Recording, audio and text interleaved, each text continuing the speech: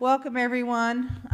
Thank you so much for coming by. If there's any non-library people in the room, I am Bella Gerlich, Dean of Libraries, and thank you for coming. We're a little behind today, so let's go ahead and get started. This past year, we in the library did a space assessment survey so that we could better serve our campus community, and what that involved was a subcommittee of our facilities planning team to work with a group, the Perry Dean Rogers Partners Architects and Facility Programming group, visit us in December, February, and March. And they're right here, but I'm going to let them introduce themselves individually when they get started, okay? But just wave to them because they're nice people. Thank you very much. So to get this thing started, we had several types of data that we had to gather for the study. We did finals week. We did 13 locations throughout the library. I want to thank the circulation staff. They were very diligent. They had X's marked throughout the library in case anybody noticed. They probably saw these little taped X's, and they all went through and took photographs all throughout finals at different intervals, and it was very interesting. They also took counts. We did a color map assessment and asked students to place a dot for their favorite place to study. We did 4 focus groups, and we did an employee space assessment survey. Thanks everyone who participated, and the currently enrolled student survey. So here's what the photographs looked like. So you can see how many people were studying in finals. And I want to say these fine people actually came down and were here at midnight in different times of the day during finals and saw for themselves. They just didn't take it for granted that we were saying it was so busy. The color dots assessment, as you can see, the main conclusions that came out from that were that the basement, ground floor, and stacks had the most responses as far as favorite places to study. And out of all the responses on Stacks 1, more than 50% said they would, people said they would avoid that floor, probably because it's just a tad, well, it's my favorite word, creepy. Only 10% of the respondents for the DMS say that they avoid that floor, because that's just a little bit noisy, but we understand that because there's a lot of group studying going on. The space assessment update, when we talked to the 4 focus groups, there were 2 undergraduates, 1 graduates, 1 faculty and staff. We learned that they wanted true quiet space, and that's for all the populations that we serve. Comfortable furniture, no one likes those hard chairs, we know that. And electrical outlets. Power is always a concern because people have a lot of different devices that they plug in. The employee space survey. Everyone seems fairly satisfied with their workspace. We had very few people that were unsatisfied with their space, so yay, thanks very much for that. And then the currently enrolled student survey, 7,000 answered the library portion, which was great. That's a pretty high return, I think, for all the students that did that. And here's what they showed. So you can see up there that quiet study was very important and important. So you see that takes the cake. Then individual study and collaborative study. All those things there really showed what we kind of knew, but we didn't have any evidence. We just had anecdotal evidence. Now we have people that actually said, this is what we want. And then we had a lot of other things in there. Oh, comfortable seating. Oh my gosh, that's just very important all the way across the board. Can you believe that? Isn't that interesting? So you can see all these other things on here. I'm not going to go into any great detail at this point. These slides will be made available for everyone to look at later. We're happy to share those. But now I'm going to turn it over to these fine folks. Thank you.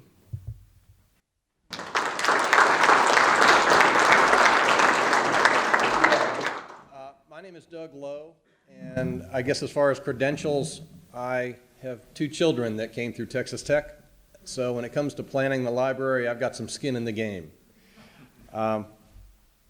what is important, and I think Bella may have brushed a little lightly over, is why we're doing this study. Yes, it's a space assessment, but it's also a 10-year master plan to take a pair of old buildings, yes, your library really is 2 old buildings next to each other, and carry it through the metamorphosis that is going on university libraries worldwide. When your buildings were built, and when I went to college, university libraries were primarily charged with being a repository for documents, books, periodicals, government docs, everything like that. And then, oh, by the way, around the edges, literally, were some student study spaces and faculty study spaces and private quiet tables and carols to sit at.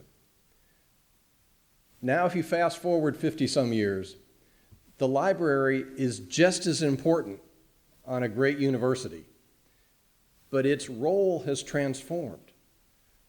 The warehousing or the repository function is being gently nudged aside by the need for more collaborative student, faculty, study spaces, just places to be to get things done, like Bella was alluding to in the, in the statistics she was quoting. So the library is not going away, as some people have written. The library is every bit as important as it once was. It's just transforming. So this master plan is the physical result of how to carry your library through that metamorphosis. My colleagues and I, and you can line up the people with the mugshots, Mark Freeman and Haley Bauza and Emmy Furia are all part of the planning team. The gentleman on the end, Rick Rasheda, he's one of y'all. He's with the Texas Tech University System, Office of Facilities Planning and Construction, and he provided valuable insight in terms of dealing with an old building and what we could and couldn't do. Together we represent 2 different firms. Perry Dean Rogers of Boston is an expert in planning and design of university libraries. And they've done this across the country. The companion firm is Facility Programming. Facility Programming is a specialist in defining the problem. Programming in the world of architecture means figuring out what it is you're trying to do, writing a program of requirements or a recipe for the future of this library. So together these 2 firms came up with a clear definition of the problem, and I think an awesome master plan for the future of the library. I'm not going to read all the goals to you, but as I said, this set out to be a big picture 10-year master plan of how to transform the Texas Tech Library. And it really wanted to be, as Bella coined, the brain of the institution. Some folks call the library the heart, the living room, other names, but this was the first time I'd heard brain, and that's really what it is. And it is so important because if you think of a laboratory building, you have to deal with a few researchers. But when you're planning the future of a university library, you touch just about every soul on campus. So you can read through the goals. Bella talked about the things that happened. This was a very collaborative and invitational process. A lot of people participated, and there were a lot of good ideas that were brought to the table, both during the focus groups and the workshops, and leading up to this presentation today, which is also just a workshop at heart, because we're sharing with you what we think the future of this library should be and asking for your critique and approval.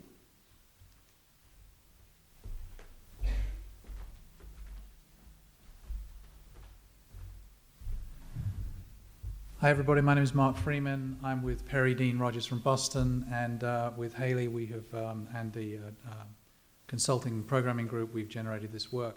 We've got a lot of stuff to get through, so I'm going to go through my piece fairly quickly so Haley can really explain the kind of more juicy stuff. But it has been a remarkable process, and we're very excited about the outcomes. The library as a kind of a skin and bones building, I think it's, for a lot of people it's much loved, and maybe others not so much, but it's got an amazing potential for being transformed and continuously to be transformed over the next 10 years and be as vital in the future as it has been and is today. So I don't know if everyone's aware of the kind of layout. Everyone's been in the library. Has everyone been on every single floor of the library? Does everyone know where everything is in the library? Because it's a rather curious building. As we mentioned earlier, it was constructed in 2 phases, back to back, with very little connection between the 2 parts. And there are various partners in the building. This is starting at the basement floor plan. Just for orientation, because we're going to show some plans throughout the scheme, the right-hand side is facing the Union building, and the left-hand side is the west side of the building. This is the basement. We color code the program in broad categories so we can see how things are distributed. This is the existing conditions. You can see there's a partner program in the basement. The yellow is basically study spaces. The purple is collections, and the various shades of blue are different kinds of staff spaces. So as you go up the building, this is the main entry level with the lobby on the right-hand side, a staff area on the bottom of the drawing there, and the teaching and learning space partnering on the top. And then that main orange area is the kind of big hub of activity in the library today as you walk kind of through the building. I won't dwell on this. We're going to scan up the building to show how the plans are distributed currently, so we have enough time to get to the proposed stuff. But when you get to this level, Level 2, you can see where the stack floors are beginning to come in, and that squeezed perimeter of very inadequate carrels around the edge of the building. And then in between, the floor areas on the right have taller floor-to-ceiling heights, and the stack floors have a very low floor-to-ceiling height. As you may recall, you could almost touch the ceiling, and that's because there's 2 floors for every one on the right, roughly speaking. So this again is another floor, where mainly the administration staff have their offices, more collections, more perimeter carrels, an in-between floor. And then this is the top floor, which has that big tall ceiling and compact shelving, and a perimeter of more, a wider perimeter for study spaces. This is like a slice right through the building and shows all the floors stacked up and shows how the program is distributed.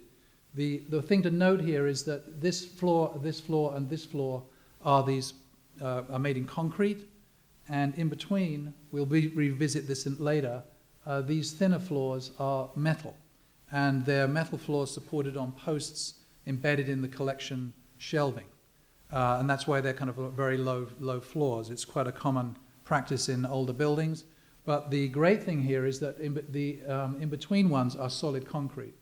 And the top floor is as tall as it is, supposedly, because they didn't get to build another metal floor up there. And that means that you could put twice the number of books up on the floor with the compact shelving because the structural concrete was not supporting this metal floor as well. So that is a great asset in the building that's embedded in it that we are exploiting going forward. This is a vertical diagram of how the building is organized.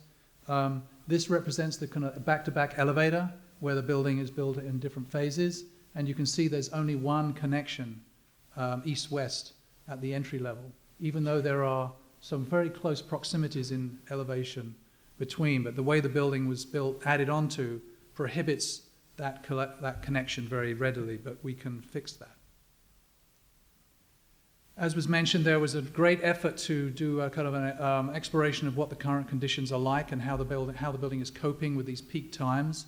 This shows more of those photographs at the peak, where you can see every single seat is filled throughout the building, and that was what it looked like when on a less peak period. You can see the difference that the building has to accommodate this great swell in people coming in different times of the year. And this is a further analysis of that period when we were here in December.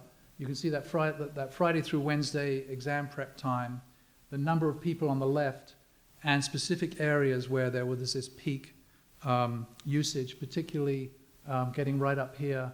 And then the other lower floor levels, it's hard to read this from where you are, but you'll have an opportunity to look at this afterwards. You can see how the kind of fluctuations in demand. So there were some very clear feedback, and we've tried to take all of these points very directly forward A lot of them are not surprising. Certainly more electrical outlets, better Wi-Fi, better natural light. I mean, the building has very few windows.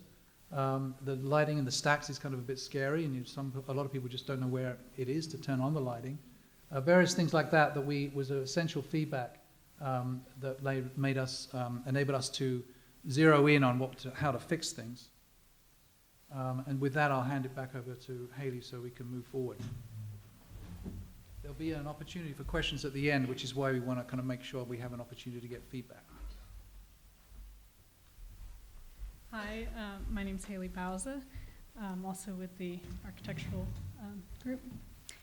So we wanted to run through now some ideas that we had from reviewing all of the existing conditions and hearing what we heard from focus groups and surveys, and some ideas that we initially had for improving the building. Seating and power, that's obviously one area that's lacking in the building. A lot of wooden chairs, not easy access to power. So that would be one thing that immediately would want to be upgraded. Some more comfortable seating, colorful seating, and then having easy access to power throughout that's integrated into the furniture. Lighting as well is inconsistent throughout the building, so we would want to look at improving that. These are some ideas for adding more feature lighting, more consistent lighting in the space. Mark mentioned windows for daylight. This is a drawing of the south elevation of the building. There's, as you can see, the squares, there's very few punched openings across the facade that's behind that terracotta screen. So there's some opportunity there to add some more larger windows and open up and have more daylight in the building. These floors were designed to hold books, so there was never an idea that you'd want a lot of daylight in there. So now that we're trying to think about reducing the collections and adding more learning space, you'd also want to add more daylight. So speaking of collections, this is kind of the existing floor plan of the stack levels 2 and 4. So we thought about what you might do to remove some of this shelving and open it up as study space. So you could have more furniture integrated with the collections. So as you're looking for a book, you can take it, have a space to study, read. And so this might be a view when you come off the elevator, instead of being confronted by books right in front of your face, you have a nice view through the whole floor level. So another option is to use compact shelving, like on the 6th floor, you currently have that. So this would actually increase your space for collections by about 40%. Another option is to use an off-site storage facility and move a substantial amount of the collections to an off-site building. The Texas Tech owns this piece of land about 7.5 miles from campus, so it's a 15-minute drive. You could organize deliveries to happen twice a day. Students order books. Right now, there's a small building on this site that has shelving that's about 10 shelves high. You could also do a very tall building that has high bay shelving, something like what's on the right of the page here.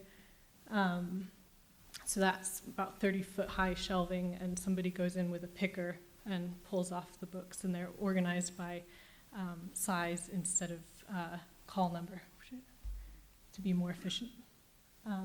Another thing that we think is really important is resolving the wayfinding issues in the building, and a big part of that is that this half of the building was built in 1960 and has its own set of elevators, and then the other half of the building was built in 1976 and has its own set of elevators, even though some of the floors do align.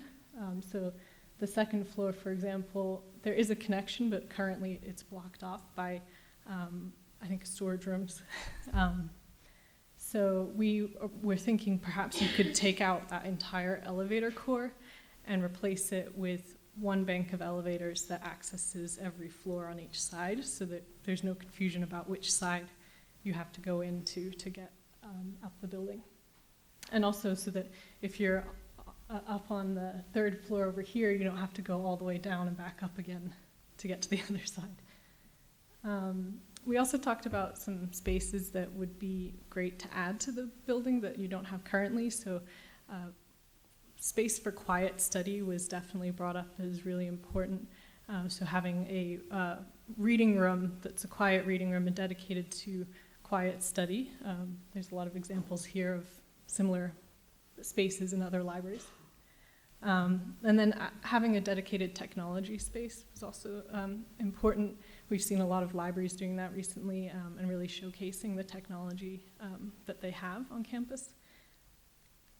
And then the cafe, we think it would be important to update the cafe eventually to make it more comfortable. And a lot of students said that they like to study at Starbucks because it has that more of a cafe vibe, whereas I think currently it feels a little bit more cafeteria-like. So there's a lot you could do with the interior of the space. And then finally, we wanted to think about the idea of adding some outdoor study space, perhaps through a shade structure that might connect to adjacent buildings in the area. So these are some precedent images of that. So after we had sort of come up with all of these ideas for what we're calling strategic improvements to the building, we worked with the planning committee to develop a series of phased projects. So over the course of 10 years, there could be a series of phases, and within each of those phases, a few projects to take place. So we really thought about, it would be very difficult to shut down the library. So you'd want to do things bit by bit so that you can have things still operational as you go. So we wanted to prioritize what's most important and think about, some of these things. For example, removing the elevators, that needs to happen at a certain stage along with other renovations in the building. So the first phase, shown in light green here, is looking at some small updates to the Crosland room, and then working on the 6th floor level, which the 5th floor stacks is what you call it. And then the second phase is a 1 to 3 year period, and would renovate the basement, the main 1st floor level, and the east side of the 2nd floor. And then the 3 to 5 year period in the third phase is dealing with the stack levels and the elevators. And then the fourth phase, 5 to 10 year period, would look at adding a small addition to the back of the library. So we'll go through each of these in detail. So the first phase is just adding some new furniture to the Crosland room. I know that space was recently updated. The lighting could use some adjustment. And the furniture, we would want to make it easier to hold events in that space because it's really being used more for that. And then a bigger change would be on the 6th floor. So this would be maybe a second project. I'm sorry, I'm just going to go back. Another important thing to mention on this floor is the main entry doors. There's a lot of issues with those currently not being operable, or I think the west side is closed in the evenings, so students have to go all the way around the building. There were some safety concerns about exterior lighting, so getting those doors up, replaced and with new card readers would be really important. So on level 6, we would look at replacing the compact shelving. It's actually kind of hit its lifespan anyway and needs replacement. So it would be an opportunity to reorganize how it's laid out in the space and add more space for student study, some study rooms at the perimeter, and some small carrels that are much nicer carrels than what you currently have. So this is the space currently, and we might look at adding more lighting, more color, updating the flooring, so just making it a more comfortable space. And then also in this phase, at the edge on the north and south sides, we would add some larger windows. So you'd be getting more daylight along the perimeter, so you can kind of see that little window poking through. In the second phase, the 1 to 3 year period, first would be focusing on making a dedicated technology center in the basement, so taking all of the technology-related programs in the building and consolidating them into this area. So there would be some dedicated staff space for LTMS. The digital media studio that's currently on the second floor would move down there. And then we'd have a series of classrooms that are technology-based. And then some open areas for quiet study at computers and noisier study at computers, and some group study rooms. The makerspace would be there. So it's a whole lot of, this would really be a showcase for TTU of what technology the library has to offer.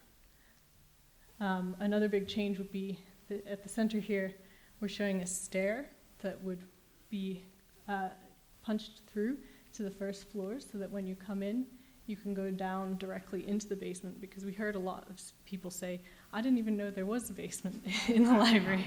So this is really to try and make that very obvious when you first walk in. This also will involve some reconfiguration of staff areas on the first floor in this area. That's mostly back of house library staff. And adding some help desks, a help desk at the center, and a new welcome desk that's more forward-facing to people as they enter, so that it feels a bit more approachable. So this is the basement currently, and then looking at adding that stair coming through, new ceilings, lighting, computers. And I'll just mention this is all ideas of what it could be. It's not what it's going to be. So this is a big picture master plan. Each of these projects would require their own study and design. So this is just an idea of what it might be. Then the next project in this phase, once the technology center has been created in the basement, that will open up space on the first floor, where you currently have all of those computers on the main level. So the idea for the first floor is tour groups often go through the library there. So it could really become a showcase of what the library has to offer. So we tried to show a big variety of seating. Some of those, there's the birdie carol, some of you might be familiar with, that's been tested. So it's kind of like a seat you can sit in with fabric around you, so that you feel like you're in a private space, but you're in the open. So we'd have some of those, some study rooms at the back, seminar room. So really making it a space where you can go there and get an idea of everything that library has to offer on that floor, and then there's more of that in the building in other areas. Also here, this dashed line represents the mezzanine above, so we would be extending that mezzanine out over here. So this is on the mezzanine level. When you get off the elevators, you can also access this additional study area off to the right. So this is that area currently looking towards the Crosland room, and then what it might be with the mezzanine extended, some study rooms, whiteboard walls, centralized information desk.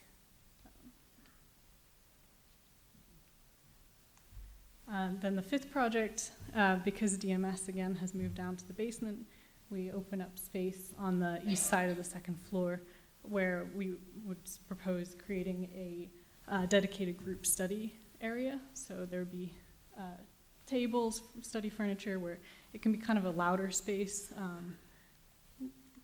and some additional group study rooms at the back as well. Then the next project, you would need to do this so that you can do future projects dealing with the collections. So we heard that the collections are important, and we think it's important to keep collections in the library and have them accessible. However, there are multiple copies of books. There's books that are very rarely used, and those would be considered for removal to an off-site storage facility. Still accessible, but you would just need to ask for the book in advance.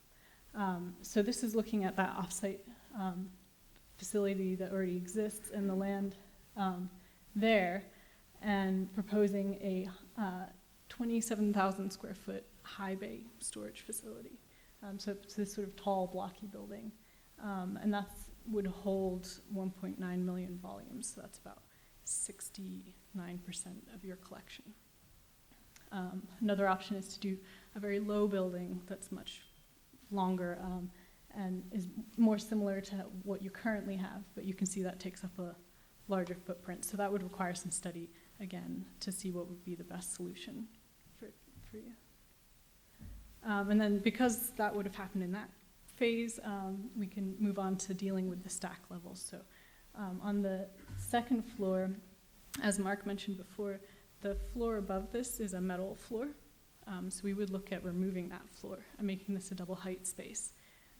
So you could add compact shelving, so you still have shelving on this level.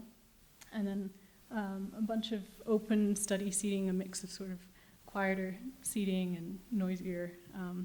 So kind of an active level across this floor. And then these are lower shelving that are for browsable collections. So this is what you currently have. You can see that metal floor there. And then this is kind of an idea of what it might be once you remove the floor, add new furniture finishes. Again, these are the compact shelving in the back, adding whiteboard walls. And then on the floor above, again, we have a metal floor above us. So in this floor, we were proposing cutting out a sort of hole in that floor so you can create a double height space, but then still maintain your regular collections where they are currently. So we would add in some more study rooms, enclosed carrels, and then this becomes sort of an open, more formal reading room type of space. So this is it currently. And then what we would propose, so you can see this is where the floor was cut away. This becomes a nice double height space. There's some carrels back here. You can see books back here and study rooms. Oops, sorry. So this is the floor above where that hole has been cut out, and you still have collections and a range of study spaces. And then this is the big elevator project. So this would also involve reorienting some mechanical shafts so that we can create connections like on the second floor level, opening it up here so that you can cross easily to each side of the building. And then on the fourth floor, there is a step in the building, so it drops, there's like a 2-foot difference, but you could add some stairs and keep it open so that you can cross over to the two sides of the building. Again, finding your way in the building is really important. So this would resolve a lot of those issues. And then finally, we looked at the potential for creating a tiered classroom. So it would be stepped levels of fixed tables. It's a high-tech classroom that could be shared with ATLC and the library in this space. This is a great place to do it because this half of the basement is at a higher elevation than this half. So we can use that so that you can come in at one end and then out at the other, and this is all stepped going up. And then the final phase would be looking at an addition to the building. So this is the current view. We're looking at the west side of the building. So this is the sub over here. So looking at adding to the building, keeping that same arch form that is so iconic to the structure, but adding a lot more glass so that you could have a really well day-lit space on the end of the building. So at night, it would become a beacon on campus. And then we roughly programmed the space again. It would require further study, but it would be great to include a 300-seat auditorium that could be used for lectures across the campus. On the first floor level, moving the cafe to this end of the building so the Krausen room can become just a study and event space. And then it also gives you an opportunity to redo the cafe at that stage. Adding another welcome desk, some self-checkout machines, lounge furniture. And then on this side, we have a sort of gallery space that connects out to this shade structure that could then potentially connect to the Special Collections Library. So tying the two buildings together in that way, but you can still sort of cross through outside. But it will help to engage people with the library more, especially having this glass, glazed wall where you can see through to gallery exhibits. And then on the second floor, we have an event space, some more study rooms and study spaces, some space for library staff. And then going up the building, additional quiet study space, 2 campus boardrooms. And then this is a unique space that we actually heard from both undergraduate and graduate students that there should be a dedicated space for graduate students to study. So this would be a dedicated graduate and faculty study reading room. There's some seminar rooms in there as well. And then finally on the 6th floor, we showed this sort of the building stopping here. So this is an outdoor patio. That was also something students brought up, that they wanted to have more access to outdoor space or balconies. So this would be a covered but outdoor space, so shaded. And then these are 2 flexible spaces that could be used for events on campus. And then finally, this will be a 2D, 3D immersion classroom, so adding more technology spaces. We also, in the basement, we're suggesting a gaming technology studio, photography studio, so continuing to expand the technology that the campus has to offer. So costs, we looked at, for each phase, we broke out costs. So you're looking at smaller costs for the initial phase, about $3.7 million for those first 2 projects. It's dealing with the 6th floor, that's most of your costs there. And then the second phase is $27.9 million. That does include the cost of the offsite storage buildings, so that's why that number seems high, which we're estimating could be about 11 million to 16 million. We're finalizing those numbers with our estimator. And then the third phase, that's dealing with all the stack levels and the elevators. We're looking at 14 million. And then the fourth phase, the addition is 32. And we did escalate these values. So basically the longer you wait to do the projects, the more money it costs because, prices rise. So each of these includes escalation. So you're looking at a 10-year escalation of 8 million on that addition. So if you did it right now, it would obviously be less.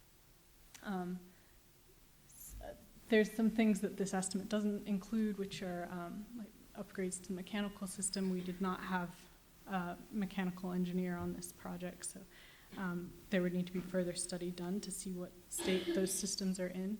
And then also any exterior repair to the building is not included to the existing building, along with removal of hazardous materials, adding additional IT equipment, and any life safety upgrades.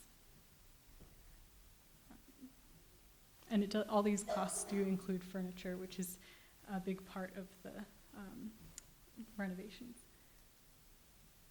So just to summarize, the existing space in the library you can see is mostly collections and learning space. So we're really looking to reduce that slice of the pie for collections and make that all learning space. But you're not losing the collection space because you have this new offsite building, which is represented here. And then the existing assignable square footage of 220,000 is going up to 229, which seems like a small increase, but you have to remember that we're actually removing floors in the library, so we're losing square footage in that way, but we're getting much better space, so that's the important thing.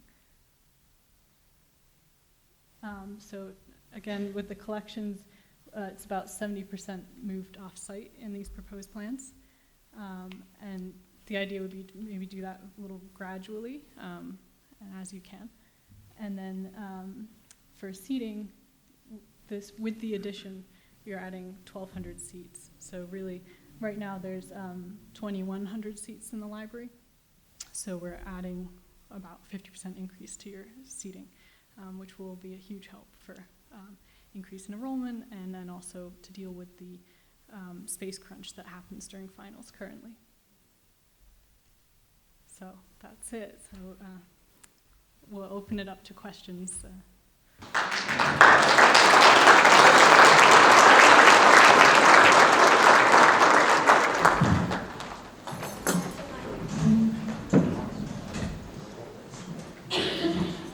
You thought about doing this in one phase and collapsing the time. Some of us have been through had to work through a renovation previously, and it was pretty horrible. I hate to think about doing it again, but the upside is if it takes 10 years, I'll probably be dead anyway. It would be cheaper, wouldn't it? Save time. I can respond to that. We have another project currently where we were proposing a multi-phased solution over many years, and we priced it with our estimator what would be the cost to set up a temporary library in an adjoining building on campus where they could find space temporarily over the course of construction for a year, and how much money would that save? And it was a considerable amount on the escalation, which was indicated in those numbers. So it means moving wholesale the operations to somewhere else. So that 1 year, all those students would have a disturbance or have a different facility to go to. You'd have to build your temporary storage facility first to move your books into it. There's a lot of things that you could do ahead of actually pulling a project off like that. You'd have to have a big budget to start with to do that. The incremental way is sometimes less painful over where the kind of the total cost is broken out over many years, but it costs more longer run. So yes, it's possible. You mentioned putting larger windows on various sides, like for example the south side that you showed us. I think that's a great idea. You get more light in there. I do see a problem though if that's done. Having those terracotta grids, that's going to block a lot of the light. But more importantly, those four sides actually serve as pigeon barracks. A lot of pigeons live there, and the area doesn't get cleaned out very often, so it's actually very filthy. When I go up there, I like looking out the window to see, to have a great vista, but I'm turned off immediately because of the filth that I see, and I'm sure all the students suffer the same thing. So if that approach were taken and more larger windows were added to the building, I would think that you'd have to really remove those bricks. And if you're going to do that, why not consider rebuilding the facades? We've seen a lot of these older buildings on campus being renovated, and they look really great. It'd be nice to have that done. Maybe you didn't. You weren't, your charge wasn't to consider the actual building itself, but if you're going to add windows, I think you'd have to do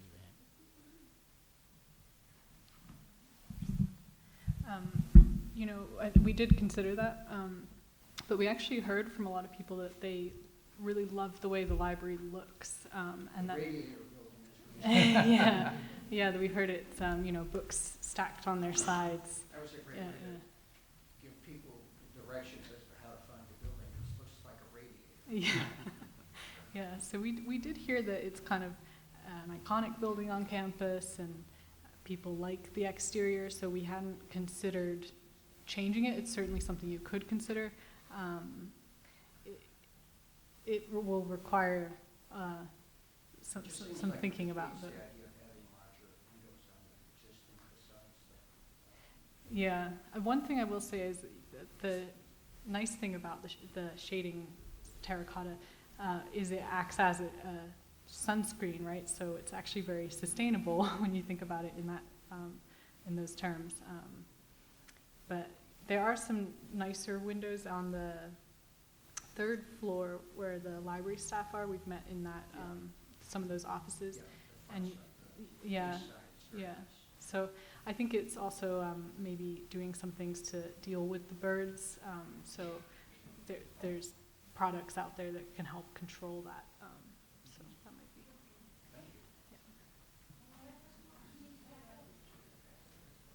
I may have missed this, but were there any staff break rooms or places for staff to go to eat lunch or take breaks? And again, I may have missed that. No. No, just kidding, just kidding. And yes, indeed, that has been accommodated, sort of in those blue zones, that would happen. I was looking at the changes, particularly for the basement. Now, is it my understanding that you are thinking of moving the entire collections that are in the basement off-site? Yes, the basement would not have any collections. Okay, Yeah. Wait, we haven't decided what we're moving off-site yet. okay, That's not their purview. okay. Do you understand? Yeah. The government documents. Temporary stuff in the building. Right. Yeah. Actually, we could go either way, because like Yeah. Utah and such. So. Yeah. Yeah. I do have a follow-up. Follow-up, yeah. Okay, But back to what's moving has Yeah. to be decided. and actually, I was thinking also of current periodicals, which is another collection down there. As far as the government documents collection, just as an aside, a lot of depositories have all, and probably some, all of them off-site. I was just curious, with the off-site building, had you all looked at any of whether there would be staff areas? Because some off-site buildings, they will actually have a place where students will come and research, and others, it's just for staff to pull material. Has there been any thought of that? Yeah, we included a certain amount of square footage that would be for staff working in that space. We've been actually doing one of these buildings down in Arkansas right now. Mark could speak to that Yeah, more. in that case, in Arkansas, we started with a high bay storage building that included a reading room and a publicly accessible space, because government documents were going to be located there and public access was required. And then over the course of the development of that project, it was realized that it was more efficient to keep the staff on campus and have those documents paged and delivered. And so the off-site storage became much more minimally staffed, and there are some staff there to help with getting the materials from the shelving and scanning and some processing space. So you can expand that part of it or contract it depending on the particular needs of the institution. Okay, thank you.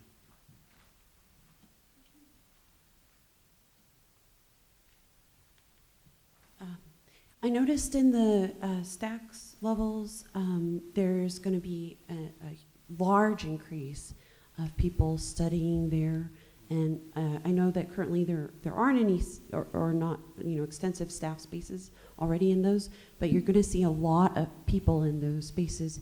Is there any plan to have staff space as either a base of operations for each of those stacks levels, or to do some type of supervisory have some kind of supervisory role? Is that part of the plan? I think it's a good point, and it's something that would probably benefit from more discussion. In one of the focus groups, there was a suggestion that if you have a lot more studying going on amidst collections, and there was one slide that showed a breakout of shelving, low-level shelving intermingled with study space, that having some library staff available at that level would be beneficial. And these plans are very flexible. That can certainly be incorporated going forward if that was sort of valid operational model for the library. It means that your staff become distributed, and currently the mezzanine level has a concentration of library staff who are available in one location for students to come and get help. You could equally distribute those staff on different levels, as long as it was easy for a student to find them. And maybe if they were always located adjacent to an elevator or something, that could, and they were stacked or something like that, it could be a very good model. So that's definitely possible.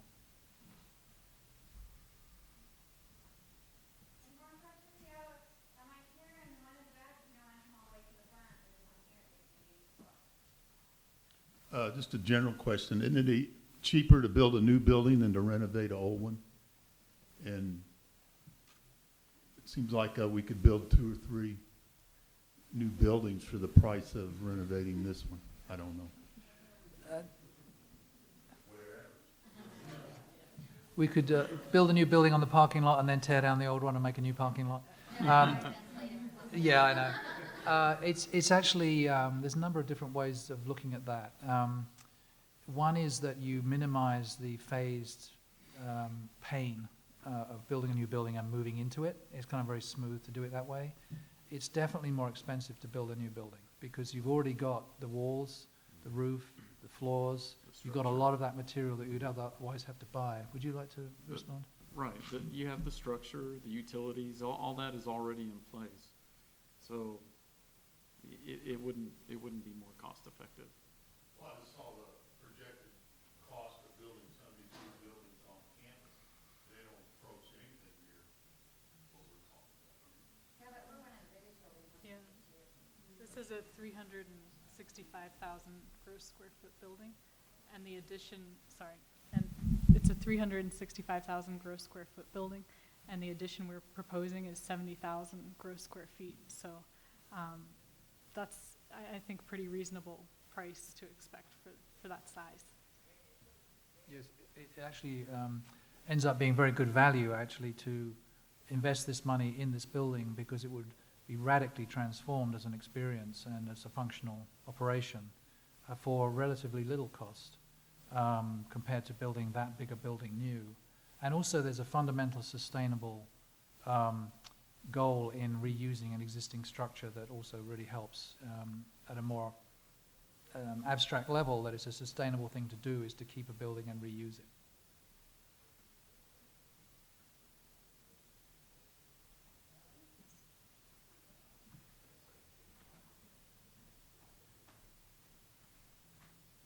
I like the plan, looks good.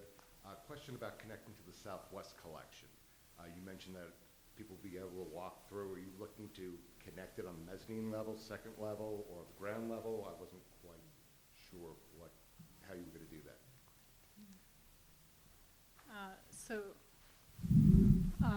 It wouldn't be physically connected.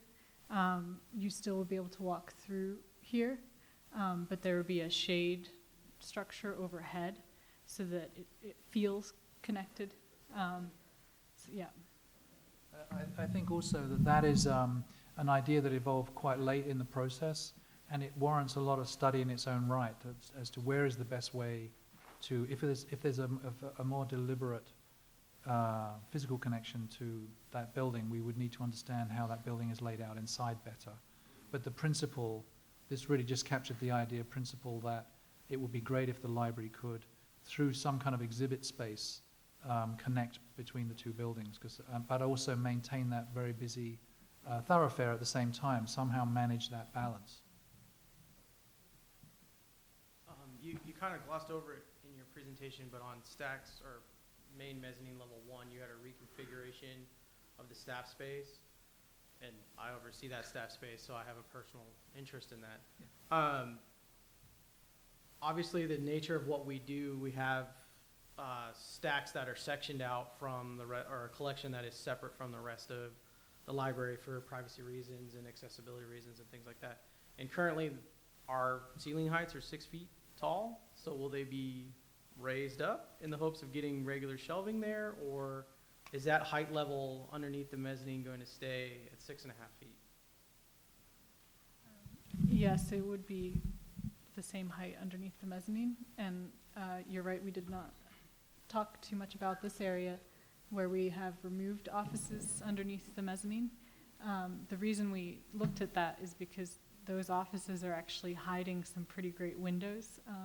So there's some big windows along here. So we thought it'd be great to open that up to students for study space and have some browsable collections in that area as well. I think your concern about the height of her shelving in your area is one of the things that came up when we were working, I remember. And also the accessibility of the service you offer and how the pickup is managed and how students find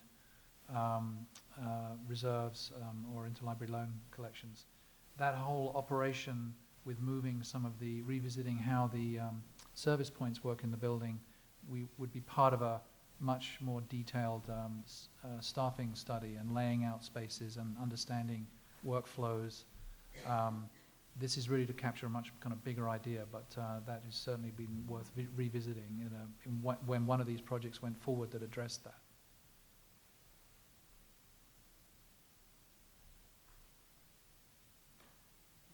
It's relevant to the second floor. So for connecting the two buildings, I guess.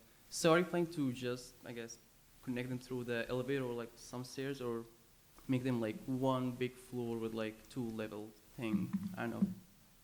Yeah, this is the final phase plan. So you can see we have this group study room that's enclosed. That could be a glazed wall. Then the elevators take up a smaller footprint. And this is opened up either side, so you can connect through. So there's a broad connection between the two parts. In fact, you don't really read it as two parts anymore. It's just one big floor. Thank you.